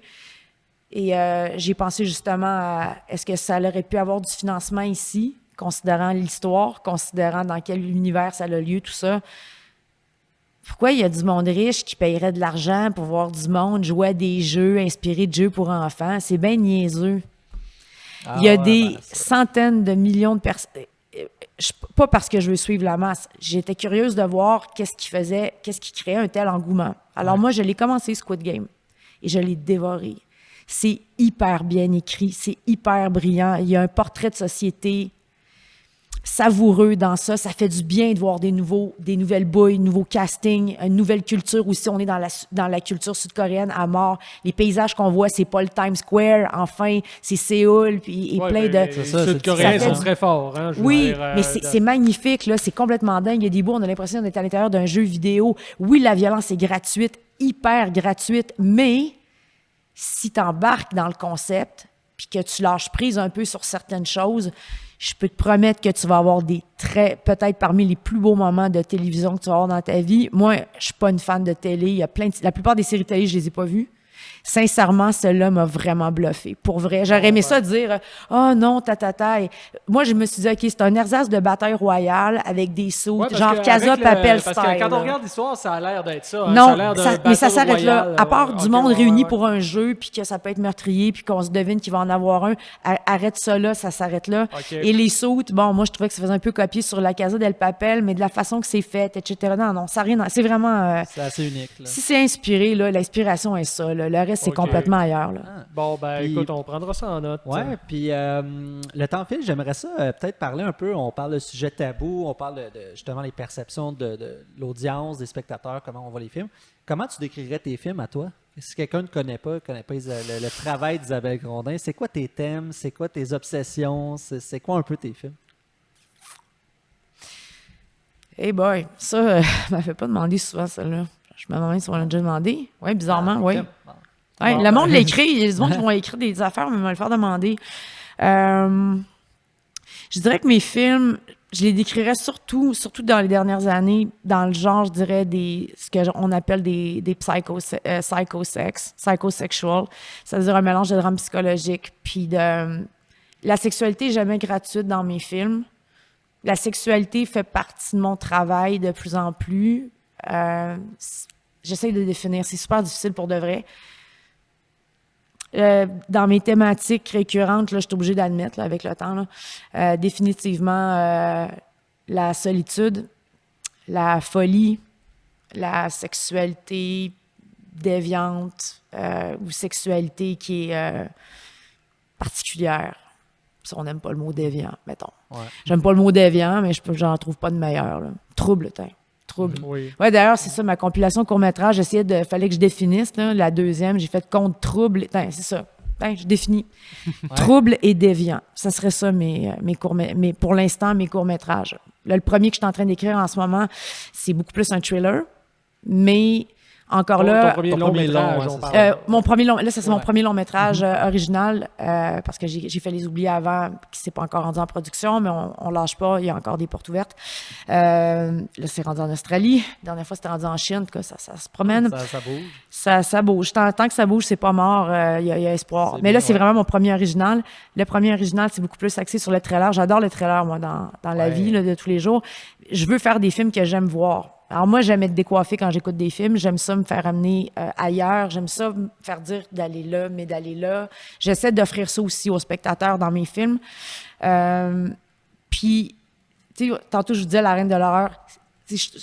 C'est rigolo, à la limite, ça me fait rire, je trouve ça même cute, là, mais pour de vrai, c'est un fait que dans mon cinéma, de plus en plus, c'est juste qu'on n'utilise pas ce mot-là, je sais pas pourquoi, c'est pas érotique, c'est vraiment un mélange des deux. Tu sais, je regarde même Aspiralux, c'est pas vraiment un film d'horreur, là. C'est un gars qui va devenir un slave sex dans le sous-sol d'un bonhomme. On pourrait considérer ça assez horrifiant, mais je vois ce que tu veux dire dans le C'est sens... ça, de- fantasme, on regarde la table, puis l'esthétisme, on est même pas là, Caviar, c'est une comédie trash, mais tu sais, ça parle encore de trucs un peu déviants, ça parle de scat, là, je veux dire. D'ailleurs, La bon, Table, c'est quand même un film... On m'en parle encore beaucoup. Oui, parce Ouais, que... ouais, ça a bien Parce roulé, qu'il y ça. avait eu, on avait fait, t'avais tapé 2 millions de views sur YouTube, Quatre- c'est quand même non, pas je- rien, là. 4,2 millions de views. Oui, t'as raison, 4.2, parce Oh, qu'effectivement, yes. il y avait la version française et la version anglaise, puis les deux étaient comme à 2 millions chaque, donc on est rendu... Non, ça a été... excuse-moi, il y a eu 2 scores qui se sont équivalés, mais qui s'équivalaient, c'est-à-dire sur ma chaîne Vimeo, mais c'était moindre. Mais ça l'avait... C'est la version qui était sous-titre anglais. J'avais mis juste cette version-là sur YouTube. Puis ça l'avait roulé pendant 1 an et demi. Puis à un moment donné, out of the blue, dans les 8 derniers mois, ça s'est mis à monter. Puis j'avais... Les abonnés, ça grimpait. Puis c'est là qu'il y a eu... Ça a été jusqu'à 4 points. Mais c'était une seule version. Puis YouTube a retiré ma chaîne parce qu'à cause d'Aspiralux, à cause de Fantasme, puis même malgré la limite d'âge, et La Table, c'était considéré comme des films porno. Fait que je peux-tu vous dire que moi, quand j'ai vu le film Titan, là, vous l'avez pas vu encore, OK? Mais moi, quand j'ai vu Titan, là, puis que je vois comment mes films, l'accueil qu'ils ont reçu, puis encore parfois les choses comme là, j'ai dû censurer le mot porn de mon affiche torture porn dans un événement parce qu'il y en a qui pensaient qu'il y avait du porn dans la... Il y a beaucoup d'ignorance là-dedans. Je me dis, quand je vois le Titan, là, moi, sur mon banc, c'est sûr que je jubile, là, c'est comme je capote, mon cœur arrête pas de battre, puis je vis un moment de cinéma incroyable, puis je jubile. Mais en même temps, je bouille de rage, puis j'ai de la peine, puis j'ai le goût de pleurer, parce que... Je me demande où ma place dans tout ça, parce que Julia Ducorneau puis moi, on fait pas du tout les mêmes genres de films, mais on a assurément les mêmes champs d'intérêt. Puis je me dis, tu sais, on est tellement, mais tellement, pas juste, je pense que Frilo, on a dépassé ce stade-là.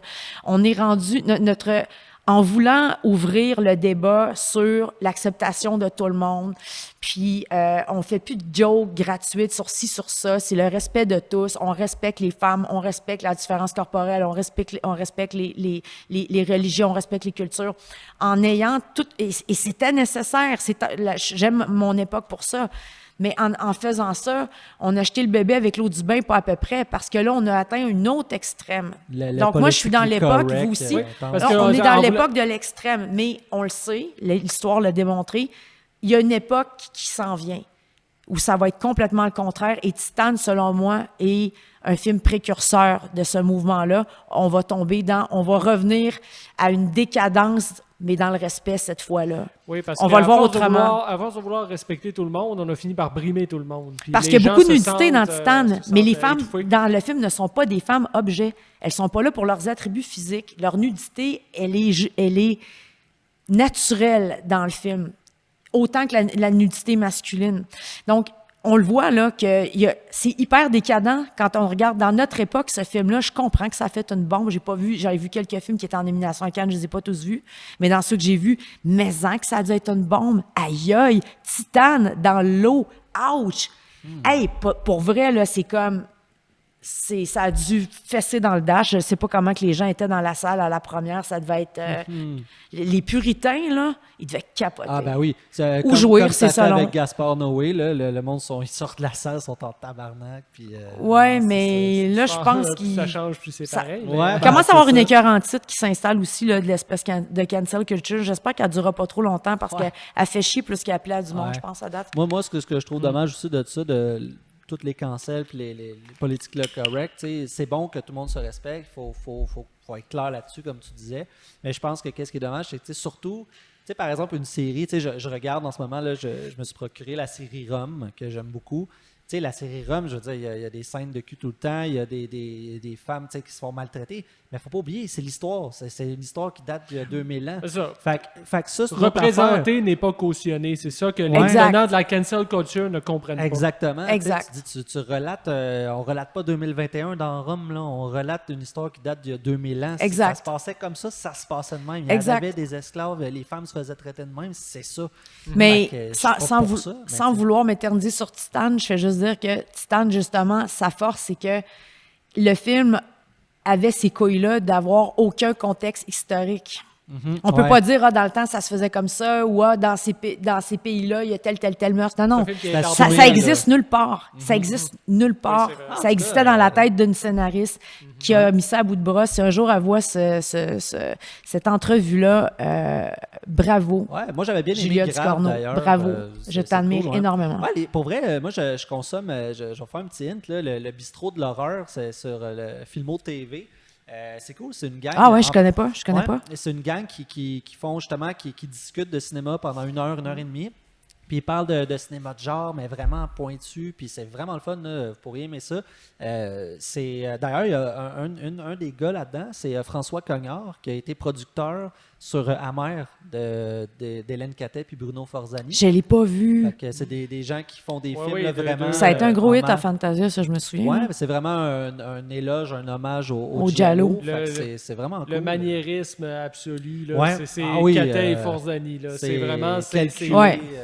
C'est quelque chose, c'est des expériences. Ouais. Fait que bref, lui, le producteur François Cognard, il est là-dedans, puis avec d'autres personnes, il parle de cinéma de genre, puis ça passe vraiment. Même ils ont parlé de cinéma canadien, ils parlent de cinéma plus européen de l'époque, ils parlent vraiment de plein de trucs, c'est vraiment sympa. Fait que bref, tout ça pour dire, j'aime ça parce qu'en France aussi, ils ont un peu le même problème que nous, mais il y a une gang en France aussi qui aime le genre, qui font du genre, puis c'est cool. Si eux nous connaissent, puis nous on les connaît, ben c'est le fun de s'entraider là-dedans. Ça prend de l'entraide. Oui, oh oui. Il n'y en a pas beaucoup dans notre milieu. Je ne sais pas si c'est partout pareil, mais je ne peux pas dire que la solidarité, c'est le mot d'ordre dans notre industrie ou au cinéma. C'est un peu du chacun pour soi. C'est un peu la jungle. Là. Et pourtant, c'est un travail d'équipe. De partage. Ben oui, on est intéressé. Ben, il y en a un peu quand même, mais... Il en manquerait un petit peu. Disons qu'être en dessous des spotlights, ça l'aide. C'est toujours plus facile de trouver de l'aide quand c'est ton tour. Ouais. Yeah. Je crois que est-ce que ça va être le mot de la fin? C'est le mot de la fin, moi, je pense que ça serait c'est le mot de la fin. Merci beaucoup. Hey, on a été Isabelle. cute. Merci. Ben oui, c'est très cute. Écoute, faut bien. On essaye en tout cas. Non, c'est une petite craque, les gars. C'était amical. Non, mais pour vrai, on te souhaite succès dans tes futurs projets. Oui, bonne chance. Bonne chance avec là, c'est l'Australie. Bonne chance avec. Oui, puis avec Harpiste, là. Puis là, il y en a un troisième que je prépare en développement. Je le plug tout de suite. Vampire. Là, je suis vraiment à première ébauche. C'est un trailer. J'ai hâte. Avec on s'en sort pas, des éléments psychosex. Puis manifestement, les films que j'ai faits qui ont le plus fonctionné, c'est tous des films qui ont été faits dans des contextes personnels assez intenses. Et considérant ce que j'ai vécu, je dirais que je sais pas, ça pourrait être ironique, ça pourrait peut-être être mon meilleur scénario, je sais pas. On a déjà hâte de voir ça. Ben ouais, certain. Ouais, moi la première. Bon, succès à toi, Isabelle. Oui, puis à vous autres aussi. À bientôt. Merci. Oui, bonne chance pour la suite. Puis bonne chance aussi avec l'inquiétante absence. Oui, merci. Merci encore pour l'expérience. Ça fait plaisir. Bye. Merci à vous autres. Ciao. Eh bien, c'est maintenant l'heure des chroniques. Donc, je cède la parole à Amir qui va nous parler du plan de la semaine. Amir. Oui, cette semaine, donc, Fantôme de l'Opéra, la version 89. Comme on sait, c'est un classique, hein, Félix, de l'horreur quand même, partie d'une adaptation. Un roman de Gaston Leroux à la base qui ensuite a donné Exactement. beaucoup d'adaptations cinématographiques. Ouais. Exactement. Donc, c'est quand même disons que c'est rare que les gens ne connaissent pas ce nom-là.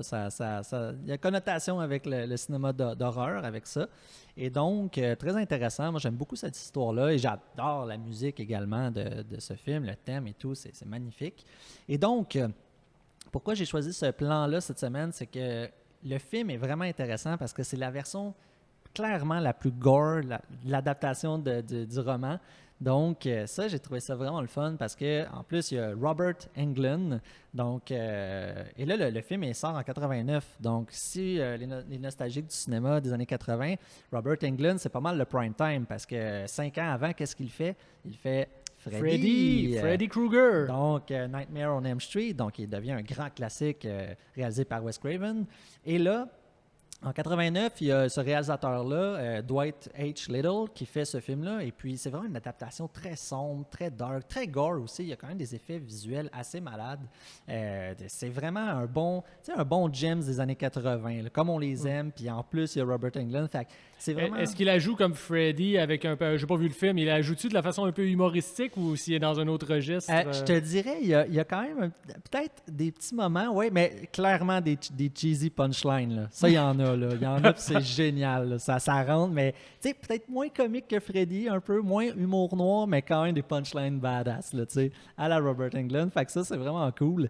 Et puis, juste avant de vous parler du plan, j'aime ça vous parler un petit peu du film, tout ça. Et en gros, le réalisateur, c'est intéressant quand même parce que là, c'est le temps de l'Halloween et donc qui dit Halloween dit la saga Halloween. Pourquoi? Parce que le réalisateur a réalisé Halloween 4, donc The Return of Michael Myers, juste un an auparavant, donc en 88. Mm-hmm. Donc, c'est cool parce que tu te dis, c'est quand même quelqu'un qui a touché au genre, justement, dans ces eaux-là. Puis c'était une belle période. Surtout le retour de Michael Myers, parce que ceux qui connaissent bien la saga, vous savez très bien que, malheureusement, Michael n'était pas dans le 3. Donc là, il fait le comeback et c'est lui qui réalise ce film-là. Et j'aime bien, d'ailleurs, ce film-là. J'aime beaucoup la fin aussi, là, personnellement. Donc, il fait ça. Et puis, là, tout ce qui est justement au niveau visuel dans ce film-là, dans Le Fantôme de l'Opéra, c'est génial. Donc, je vous mets le plan juste ici. Donc, voilà, c'est le personnage, dans le fond, du fantôme, donc interprété par Englund, et avec le personnage de Christine. Donc, Christine qui est là, et là, ils sont à ce moment-là dans la scène. Ils sont dans le sous-sol de l'opéra où justement c'est un peu tous des canaux, puis il y a de l'eau, puis on sent qu'il y a des rats partout, puis c'est vraiment souterrain. Et puis c'est l'antre du fantôme, et là il y a son piano, tout ça, et là vous voyez toutes les bougies, les chandelles, puis c'est super baroque comme style. Moi j'aime beaucoup ça. J'aime, ça rappelle vraiment le cinéma gothique des années 60, 70. C'est vraiment je trouve dans le film il y a beaucoup de passé de couleurs, il y a des couleurs chaudes, il y a un peu de rouge, un peu de bleu. C'est quand même, je trouve, on s'entend, les années 80, c'est très cheesy, souvent, surtout au niveau de l'esthétisme. Hein, on le sent, là. On le sent, je ne le cacherai pas. Mais il y avait quand même un désir, puis une belle audace, je trouve, dans l'équipe beaucoup. De faire les choses. Puis ce film-là en est un bon exemple. Puis il y a vraiment des scènes écœurantes. Là. À un moment donné, il y a 2 gars, par exemple, qui veulent... ils savent pas que c'est le fantôme, évidemment, de l'opéra. Fait qu'ils s'en prennent à lui, et tout ça, mais ils se font démolir sur un temps. Fait que, mais il y a tout un jeu de lumière, puis de contraste, puis justement avec le fantôme dans sa cape, son chapeau, tout ça. Fait que, c'est vraiment une version que je trouve vraiment le fun. C'est moins classique, comme je dis, parce que là, on est en 89, c'est très cheesy, tout ça, c'est les films d'horreur de l'époque, mais je trouve que, en tout cas, il y a un bel effort au niveau de l'esthétique, comme vous voyez dans le plan, justement. Et puis, dans ce film-là, ce que j'ai remarqué que je trouve super le fun, c'est que Robert Englund, le personnage en fait du fantôme, apparaît souvent dans le film. c'est de quoi que je me suis dit, OK, ouais, quand même, ils n'ont pas joué. Au contraire, ils auraient pu dire, on va pas trop mettre souvent le fantôme pour créer du suspense, le thrill, mais non, il apparaît, un tantôt, il apparaît dans un café, un tantôt, il apparaît dans le sous-sol, justement, délabré, un tantôt, il apparaît dans un bal masqué. Puis là, donc, c'est le fantôme qui sort, là, c'est pas, ouais, c'est pas l'espèce de reclus qu'on a. Non, il y a un peu de tout, mais le fantôme, il fait des choses, c'est très gore, fait que c'est vraiment violent, assez intense. Fait que non, c'est surprenant comme version, c'est ça, c'est la version la plus intense, je trouve, de la saga. Et donc, moi, je trouve ça génial. Et aussi, ce que j'aime dans le Fantôme de l'Opéra, bien évidemment, la musique. La musique est incroyable. Et je trouve le travail du son fort intéressant. C'est des petits détails, là, mais je trouve que ça a son importance. Mais souvent, il y a de l'écho dans la voix du fantôme, dans la musique. Ça, il y a tout un petit côté super onirique, comme le fantôme qui n'existe pas, mais qui existe. Puis il y a tout ce côté-là. D'ailleurs, le film joue entre un peu la réalité et la fiction, pour vous dire. Je ne veux pas tout vous raconter l'histoire, là. C'est quand même un classique là, que les gens connaissent. Mais en gros, ça a le rapport avec, justement, l'opéra et puis une jeune soprano qui arrive et qui veut faire carrière là-dedans dans l'opéra. Et puis, il y a le fameux fantôme qui arrive. Et puis là, c'est la débandade. Ça crée malheur partout. Et puis bon, je ne veux pas trop vous en dire parce que c'est quand même assez connu. Mais allez voir le film, c'est le fun. Ça vaut la peine. C'est un beau petit gem là, des années 80. Donc, mais vraiment, c'est ceux qui aiment le genre qui mixe justement le cinéma classique d'horreur gothique mêlé au cheesy des années 80. Puis si vous aimez Robert Englund en plus, ben faut que vous voyez ce film-là, là, absolument. Donc, voici, c'était quoi ma chronique cette semaine. C'était le pitch de vente. C'était le pitch. Fait qu'allez voir ça. Donc, bon. Et toi, cinéma complotiste? Cinéma complotiste, oui. Bon, je vous ai dit, cette semaine, j'essaye quelque chose.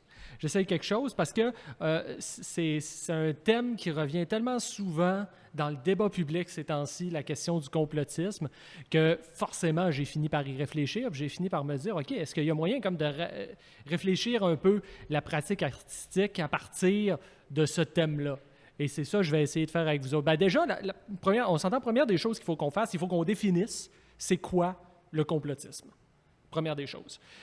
Le complotisme, tel que je le conçois, tel que je le comprends, c'est des gens qui pensent que les problèmes de notre société, les problèmes de notre monde, tirent leur origine dans une intention malfaisante. C'est-à-dire que selon eux, il y a des gens qui se réunissent en réseau et qui, par leurs actions occultes, cachées, vont faire en sorte que les choses vont mal aller parce qu'ils essaient finalement de contrôler nos vies, en fait, de manière cachée. C'est ça un peu, c'est comme ça, je pense, qu'on peut définir le complotiste. Un complotiste, c'est quelqu'un qui dit qu'il arrive rien pour rien, puis il y a toujours un coupable. C'est ça, si je résume très, très, très vite. Puis souvent aussi, ça vient avec une vision assez conservatrice de la société. Bon, on va y revenir quand je vais arriver avec mes exemples. Puis là, je veux mettre tout de suite un truc au clair. Je ne fais pas cette chronique-là pour juger personne. Je ne fais pas cette chronique-là pour pointer qui que ce soit du doigt. C'est vraiment pas ça mon but. Je ne suis pas en train de dire c'est bien ou c'est mal. J'essaye de comprendre un mode de pensée puis de voir comment il a pu s'exprimer, comme je l'ai dit, à travers le cinéma, à travers des exemples. Parce que selon moi, c'est quelque chose... on pense que c'est quelque chose de récent, mais c'est quelque chose d'ancré, finalement. C'est quelque chose qui fait un peu partie, je dirais, de l'histoire sociale, de l'histoire humaine. Donc, puis si je peux même enfoncer le clou pour essayer de prouver que je suis quelqu'un de nuancé quand je regarde le truc, je dirais que selon moi, il y a du bien dans le complotisme parce que ça donne des gens qui remettent en question le discours médiatique, qui remettent en question le discours des politiciens, et ça, c'est vital dans une démocratie. Ouais. Mais ça a aussi du mauvais, le complotisme, parce que ça donne des gens qui ont une vision réductrice des choses. Plutôt que d'envisager le réel dans sa complexité, ils en reviennent toujours aux mêmes causes. Ils en reviennent toujours à « Ah, mais c'est la faute de la CIA. Ah, mais c'est la faute de ci. Ah, mais c'est la faute d'Israël. Ah, mais etc. etc. » Ouais. Puis on n'embarque même pas dans les reptiliens et dans ces trucs-là. Là, ça, à la limite, bon, ça devient d'autres choses. Mais bref, ça pour dire, on n'est pas là pour juger. Si c'est ça que vous attendiez, je suis déçu pour vous autres. Mais c'est vraiment pas ça le point. Donc, pour essayer d'expliquer un peu mieux qu'est-ce que je veux dire, j'ai choisi 4 exemples de films. puis je vais vous les passer l'un à la suite de l'autre. Ce ne sera pas une progression chronologique, ça va être une progression thématique. Et le premier film dont j'ai envie de parler, c'est un film de Alan J. Pakula qui date de 1974 et qui s'appelle The Parallax View.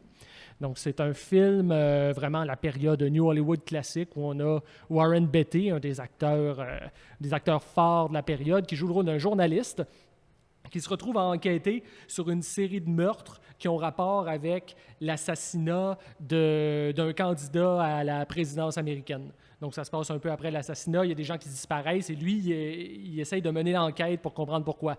Donc, ça fait référence à des événements historiques connus. L'assassinat de Kennedy, c'est gros comme le bras que c'est de ça qu'on parle. Mais ça parle aussi beaucoup du projet MKUltra, qui est aussi quelque chose qui revient souvent dans le discours complotiste, parce que le projet MKUltra, c'était un projet de la CIA dans les années 50 qui visait à essayer de faire ce qu'on appelle du mind control, c'est-à-dire brainwasher des sujets pour voir jusqu'où on pouvait réussir à les manipuler. Qu'est-ce qu'on peut faire à quelqu'un contre son gré? C'était ça, les expérimentations de MKUltra. Puis ça a eu lieu en partie ici à Montréal, d'ailleurs, à l'Université McGill. Donc, le film parle beaucoup de ça à cause... ça commence, en fait, comme je dis, sur le meurtre d'un candidat à la présidence. Par la suite, il y a une scène extraordinaire où Warren Beatty, finalement, est recruté par une espèce d'agence un peu occulte. Et là, il se retrouve... il y a une scène où il doit s'asseoir dans une salle pour subir une sorte de traitement et on lui passe des images sur de la musique. On associe les images à des mots, tout ça, puis ça crée toute une espèce d'ambiance immersive où on déconstruit le sens des images.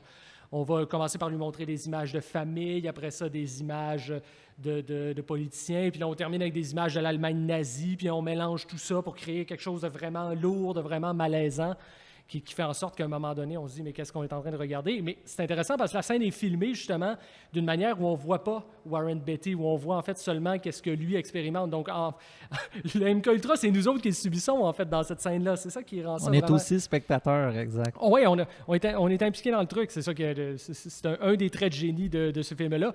Puis la fin du film, je ne donne pas tous les détails, bien entendu, parce qu'on n'est pas méchants, nous, les spoilers, on essaie de faire attention. Mais la dernière scène où lui en tout cas, il est poursuivi par des types. On ne sait jamais trop c'est qui. C'est un film qui est plein d'indécisions, en fait. On ne sait jamais trop qui commandite les meurtres, qu'est-ce qui se passe, on en est où. C'est vraiment un scénario très, très, très nébuleux, mais c'est ce qui rend le film intéressant. Et puis toute la fin qui se déroule dans une espèce de clair-obscur qui est une allusion au mythe d'Icare, celui qui se rapproche de la vérité, qui finit par se brûler, en fait. Et puis, ça, pour moi, on dit souvent JFK, l'assassinat de JFK, c'est souvent la mère, la matrice du complotisme. Donc, ça m'apparaissait intéressant de commencer avec ce film-là, parce que justement, comme je dis, on est dans quelque chose de très, très indéfini encore, de très, très flou. Là. On n'arrive pas à identifier. C'est ce que c'est dans la vraie vie, c'est toujours ça, c'est des questionnements perpétuels. Là. Le réel est trop complexe pour qu'on puisse vraiment tout comprendre. Exact. Ça, il y a vraiment ça. Mais tu vois, là, on va progresser parce que là, j'arrive avec mon deuxième film dont je veux parler, qui, lui, joue un peu dans les mêmes thèmes, mais pointe les coupables de manière beaucoup plus précise que le premier. Ce film-là, c'est un film que j'adore d'un réalisateur fétiche. Je n'ai même pas besoin de te le nommer, tu sais déjà de qui je veux parler, mais de Ghostwriter de Roman Polanski, qui est un film sorti en 2010. Encore une fois, c'est une allusion qui est hyper évidente. On sait très bien que le personnage de Pierce Brosnan, qui joue un ancien premier ministre britannique qui se fait accuser de crimes de guerre, on sait très bien que ça fait référence à Tony Blair, parce que Tony Blair avait appuyé l'intervention américaine en Irak en 2003, tout ça. Et le sujet du film, c'est qu'il y a un personnage, un écrivain, en fait, joué par Ewan McGregor, qui est recruté pour écrire les mémoires de ce premier ministre-là. Il lui sert finalement je ne veux pas dire...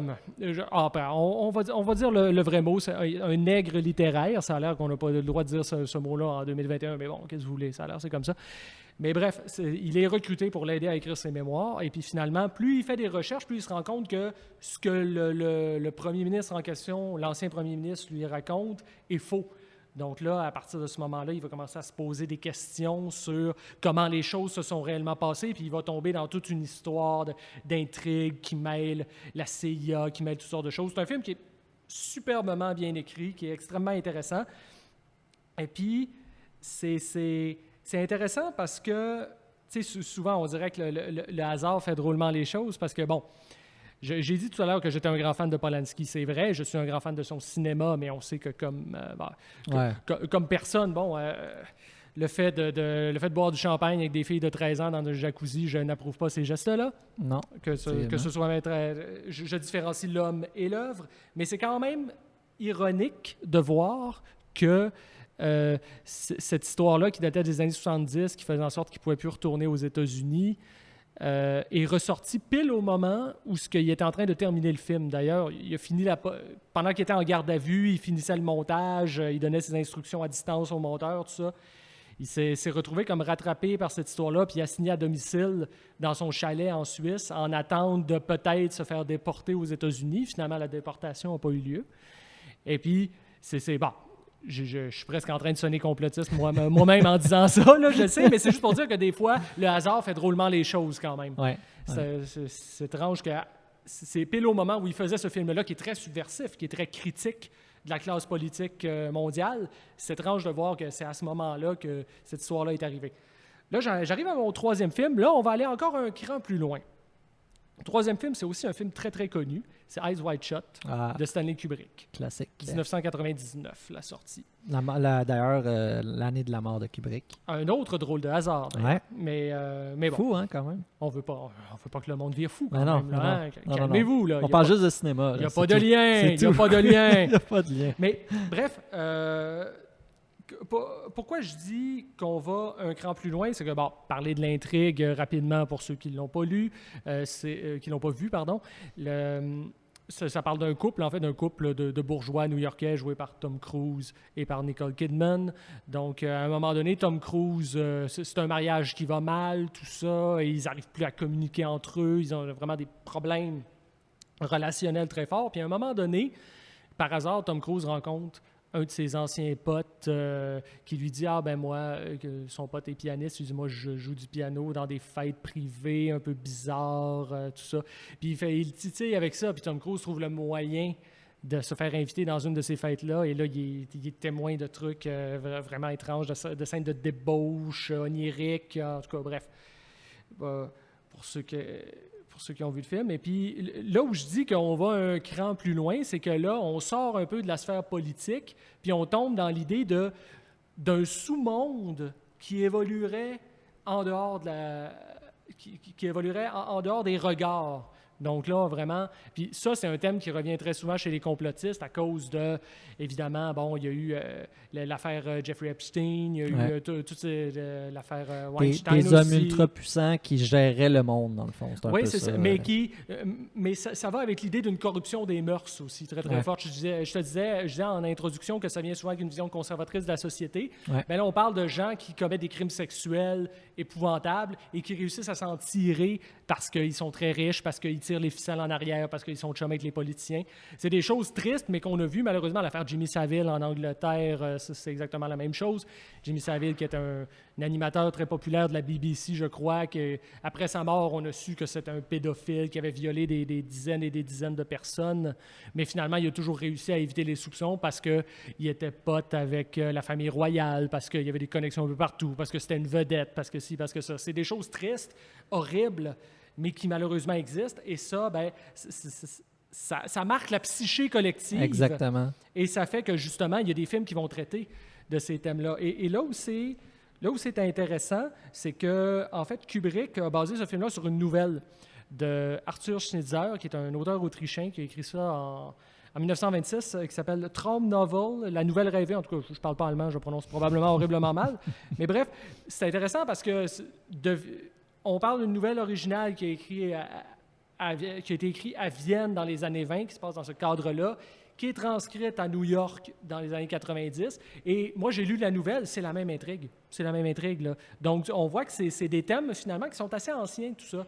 L'idée que derrière les portes closes il se passe des choses anormales, tout ça, et que ces gens-là, on ne peut pas les atteindre parce qu'ils sont trop puissants. Tu sais, c'est quand même quelque chose qui est, Ouais, qui est là depuis longtemps. ça fait quand même longtemps, tu sais, juste aux États-Unis, les campus universitaires, les affaires de même, là, il y a eu toutes sortes toute l'histoire des les frat packs, tout ça. Exactement. C'est des choses épouvantables. Ça date quand même d'il y a déjà... on connaît des présidents qui sont passés par là, puis etc. Là, fait que c'est quand même pas jeune, ça aussi. Mais oui, c'est intéressant de savoir que c'est pas récent nécessairement. Parce que, oui, c'est comme des thèmes qui sont arrivés très, très récemment dans le débat public, mais en réalité, c'est quelque chose qui est là depuis un long moment. Puis le film en lui-même, juste pour conclure, est vraiment, vraiment très marquant parce que, justement, ça parle d'un couple, en fait, de la désagrégation d'un couple. Et ça rajoute encore plus à cette espèce de lourdeur-là parce que, d'un côté, tu as cette espèce de monde-là ce monde-là interlope, dangereux, où il y a des gens cachés, qui disparaissent, tout ça. Et ça arrive pile au moment où il y a justement, ça devient presque une métaphore finalement des difficultés communicationnelles des deux. En tout cas, le film est très intéressant pour... la scène de bal est juste incroyable, là, les ambiances. c'est... Avec l'ambiance musicale, toujours. On a déjà parlé de Kubrick au podcast il y a quelques temps, puis on le disait d'ailleurs. Vraiment, c'est quelqu'un qui te marque. Ouais.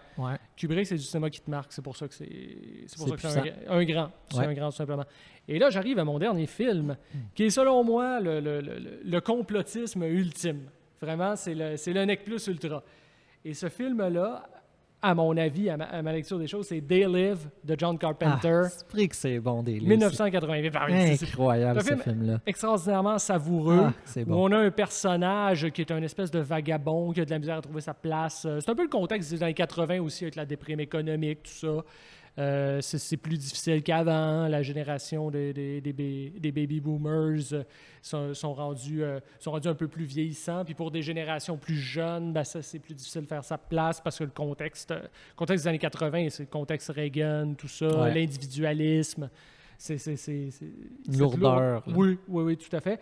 Et puis, donc, bref, ce personnage-là de vagabond, finalement, va entrer en contact avec une sorte de groupe de résistants qui, eux, ont découvert qu'en réalité, toute la réalité qu'on voit, en fait, est manipulée par des extraterrestres qui ont réussi à mettre tout le monde dans une espèce d'état de dormance où, finalement, tout ce qu'on voit est transformé, où les humains sont bombardés de propagande invisible sans s'en rendre compte. Et puis, ces extraterrestres-là vivent parmi nous, mais c'est eux qui occupent l'élite.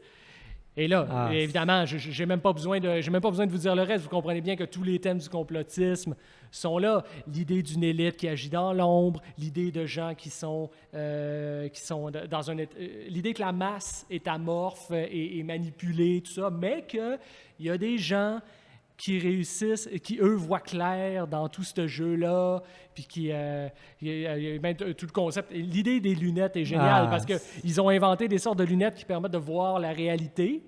Donc, que celui qui met ces lunettes-là voit qui est un extraterrestre, qui est un humain, voit les vrais messages derrière les publicités, tout ça. Je veux dire, c'est un concept de génie. Là. C'est malade. Puis, tu sais, il y a des scènes, là, tu vois le personnage de Kurt Russell, il est dans des magasins de télé, puis là, tu vois juste des télés, puis là, c'est juste obey, puis tout ça. Puis c'est juste parce que c'est comme si, justement, c'est du marketing qui devient de la grosse propagande. Et la scène entre Roddy Piper, l'acteur principal, et Keith David, qui est un acteur génial qu'on a vu dans d'autres films de Carpenter, où justement Roddy Piper essaye de convaincre Keith David de mettre les lunettes pour lui dire « Regarde, tu vas voir, c'est ça la vérité ». Puis les deux commencent à se tapocher dessus, mais imaginez deux gars, quarantaine, en shape, mais bedonnant un peu, qui se tapochent pendant 7 minutes de temps. Tu te dis « Mais qu'est-ce que c'est cette scène-là? » Mais tu comprends... Si tu as la clé de lecture, tu comprends que finalement, ça symbolise la difficulté pour ceux qui auraient compris de de faire comprendre à ceux qui refusent de comprendre ou qui n'ont pas compris. Exactement, parce qu'il y a toujours une dualité dans une société. Tout le monde pense différemment. Fait que ce film est génial. De ce temps-ci, avec la COVID, toutes les engueulades autour du vaccin, autour de ci, C'est autour de ça, on le voit bien. Là, Ouais. c'est littéralement du tapochage, mais Carpenter a sublimé ça dans cette scène-là qui est assez extraordinaire. Magnifique film. Et puis, j'en arrive quasiment à ma conclusion. En fait, je vais juste finir sur un tout petit truc par rapport à John Carpenter, parce que il y avait une fois Jean-Baptiste Thorey, critique de cinéma français extrêmement intéressant. Allez voir ses vidéos sur YouTube. Il fait des présentations sur plein de films. Il est vraiment fascinant à écouter parler. Puis il en faisait une sur le cinéma d'horreur américain de la belle période, années 70 et tout ça. Et puis il parlait de John Carpenter comme du seul de cette génération-là qui croyait dans l'existence du mal métaphysique. Je m'explique. C'est-à-dire que si on compare avec les films de Wes Craven ou de Tobe Hooper, c'est toujours des monstres, mais des gens qui sont devenus monstrueux à cause de phénomènes sociaux qu'ils ne pouvaient pas contrôler. C'est la famille dans Texas Chainsaw Massacre qui a perdu son emploi puis qui deviennent des espèces de cannibales. C'est Last House on the Left, tout ça, les délinquants, tout le kit. Les films de Romero, les films de zombies qui sont toujours des métaphores sociales sur la société de consommation, sur le racisme, sur tout ça. Puis Thorey disait, Carpenter arrive avec une originalité parce que c'est le seul où, dans ses films, le bien et le mal, c'est des choses, c'est des notions qui existent, qui font partie de la nature humaine et avec lesquelles il faut vivre. Donc, il est un peu plus conservateur que les autres. Il est plus à droite, tandis que les autres sont plus à gauche. Si on prend des catégories toutes faites, là, c'est toujours plus complexe que ça. Là. Mais puis je trouve que, selon moi, c'est une bonne conclusion pour expliquer, en tout cas, j'ai essayé d'expliquer du mieux que j'ai pu le phénomène. J'espère que ça vous a intéressé. J'espère que je n'ai pas trop assommé tout le monde. Yann, je t'ai pas trop assommé, ça va? Bon, il est encore là, c'est bon. Il me fait le pouce en haut, donc Là, j'ai juste peur parce que là, il y a des lunettes. Là, il regarde le monde différemment. J'ai pas mis knock-out le caméraman. Donc, écoute, moi, j'arrive... moi, c'était ma conclusion. Génial, j'ai essayé d'analyser un phénomène par le cinéma. C'est très intéressant parce que c'est des thèmes, justement. Le cinéma, souvent, ça marche par thème. Fait que, évidemment, je veux dire, en plus, c'est tous des bons films. Moi, il y en a peut-être juste un que j'ai pas vu là-dedans, celui de Pakula. Mais je vais clairement regarder ça. Mais le reste, c'est très intéressant, vraiment. Et je crois qu'on en est rendu à l'étape où on peut dire bonsoir. Ben oui, on dit bonsoir aux gens. Donc, merci d'avoir été là. Et bien, on vous dit à la semaine prochaine. À la semaine prochaine. By the way, likez, partagez, commentez. Ben oui. C'est toujours le fun. On apprécie. Ben oui, merci beaucoup.